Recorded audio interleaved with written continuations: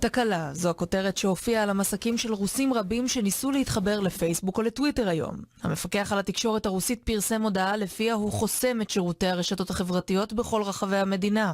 The closure of social networks is an attempt to isolate the country from information from the outside. This would be greatly affect the work of journalists, especially investigators. זה קורה אחרי שפייסבוק וחברת הבת של האינסטגרם חסמו את הדיווחים שמגיעים מכלי התקשורת הממלכתיים ברוסיה וסימנו אותם כשקריים או מוטים. Not that long ago, the Russian government asked us to remove a number of these fact checks from content posted by Russian state media. We declined to do so. As a result, they began throttling our services in Russia. And as Nate mentioned, as of earlier today, I understand they've made a decision to fully block Facebook within Russia, as they're also doing to other social media. אך זהו רק צעד אחד שננקט ביממה האחרונה נגד חופש הביטוי ברוסיה. So the idea of blocking state media and ultimately in retaliation, the Russians blocking access to Western websites and digital platforms is going to essentially piecemeal and fragment the international information environment. אתמול העביר הפרלמנט הרוסי חוק שיגביל משמעותית את חופש העיתונות במדינה.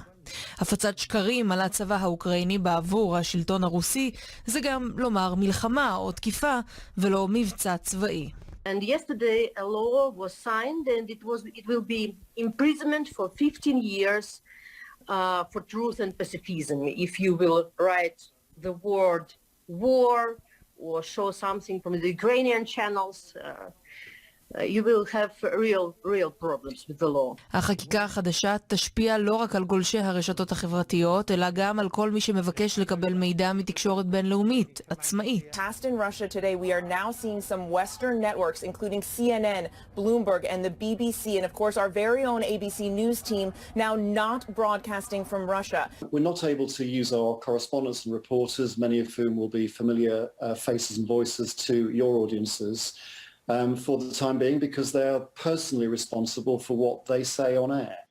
ההחלטה להוציא רבים מהכתבים הזרים נבעה מהחשש שהשלטונות במוסקבה יכלאו אותם בעקבות הדיווחים שימסרו מהשטח. We've got two responsibilities here. The first responsibility is for the safety and welfare of our own staff in Moscow. And the second is a responsibility to the audiences to report freely and fairly the story that we believe to be true.